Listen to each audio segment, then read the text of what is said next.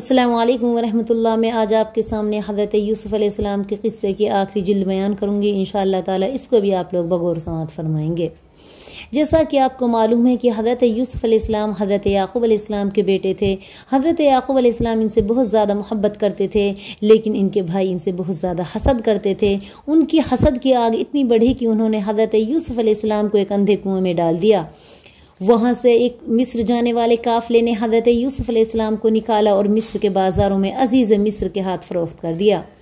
عزیز مصر حضرت یوسف علیہ السلام سے بہت زیادہ محبت کرتے تھے، لیکن ان کی بیوی زلیخا ان کی محبت میں گرفتار ہو گئی، کیونکہ حضرت یوسف علیہ السلام اللہ پاک کے ایک بہت زیادہ نیک اور بہت زیادہ پیارا اور خوبصورت بندے تھے۔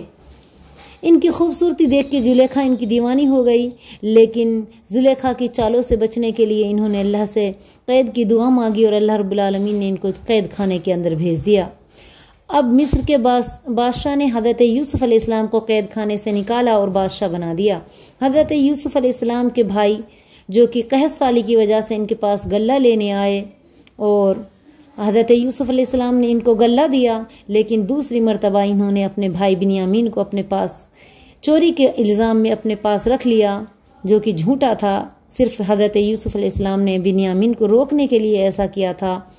اب ان کے والد اور زیادہ بے چین ہو گئے کہ میرا ایک بیٹا تو پہلے ہی گم تھا، اب دوسرا بھی ہو گیا ہے، اور اپنے بیٹوں سے کہا کہ میرے بیٹوں جاؤ، میرے یوسف اور میرے بنیامین کو ڈھونڈو، ہو سکتا ہے کہ اللہ تعالیٰ ان دونوں کو ملا دے، مجھے امید ہے میرے بیٹے واپس آئیں گے، وہ دونوں زندہ ہیں۔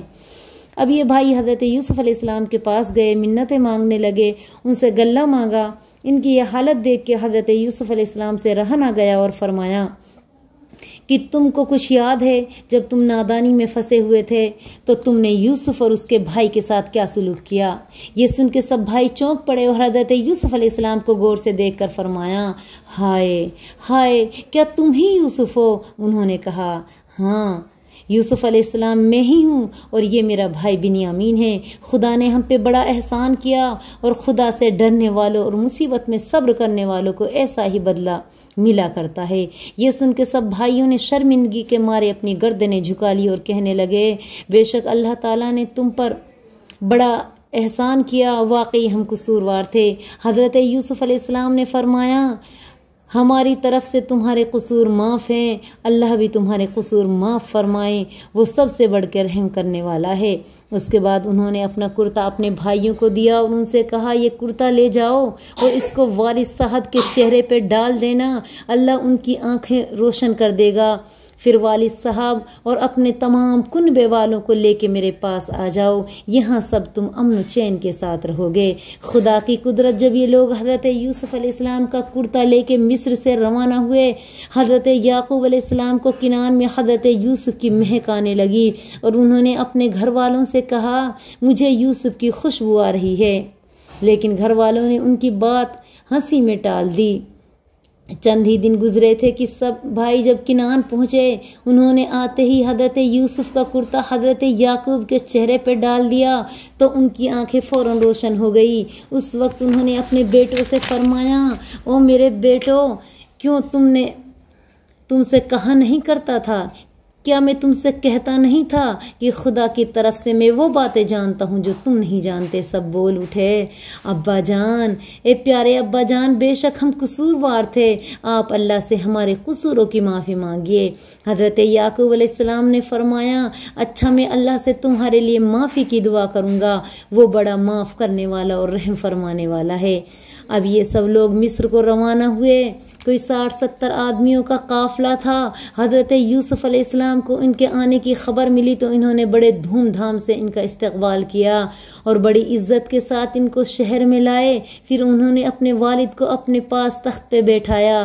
حضرت یوسف علیہ السلام کی یہ شان اور مرتبہ دیکھ کر ماں باپ اور سب بھائی سجدے میں جھک گئے۔ اس پر حضرت یوسف علیہ السلام نے فرمایا، ابا جان، وہ خواب جو میں نے بچپن میں دیکھا تھا، 11 کوكبا والشمس والقمر، کہ 11 ستارے، سورج اور چاند مجھ کو سجدہ کر رہے ہیں، اللہ نے سچ کر دکھایا اور اس نے مجھ پر بہت بڑا احسان کیا ہے کہ مجھ کو قید خانے سے نکالا، اور آپ لوگوں پر بھی احسان کیا کہ آپ کو صحرا سے یہاں لا کر مجھ سے ملا دیا، حالانکہ شیطان میرے اور میرے بھائیوں کے درمیان فساد کر چکا تھا۔ یہ کام جو ہم نے بیان کیے اللہ نے عجیب ترتیب سے کیے، اور اس کو جو کام منظور ہوتا ہے وہ بڑی ترتیب کے ساتھ اس کو انجام دیتا ہے۔ پھر انہوں نے اللہ کا شکر ادا کیا اور کہا اے میرے پروردگار، تو نے مجھے حکومت بخشی، مجھ کو وہ باتیں سکھائی جنہیں میں نہیں جانتا تھا۔ اے زمین و آسمان کے بنانے والے، تو نے دنیا اور آخرت میں میرا سرپرست ہے، میرا خاتمہ ایمان پر کر اور آخرت میں مجھے اپنے نیک بندوں میں داخل کر۔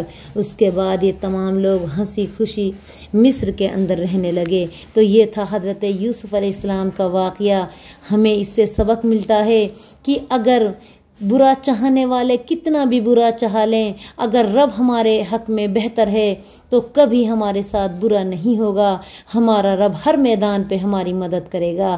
جیسے کہ اللہ رب العالمین نے حضرت یوسف کو اندھے کنویں سے نکال کے عزیز مصر کے دربار میں بھیج دیا، تو ہمیں ہر حال میں مصیبتوں پہ صبر کرنا چاہیے۔ السلام علیکم ورحمۃ اللہ وبرکاتہ۔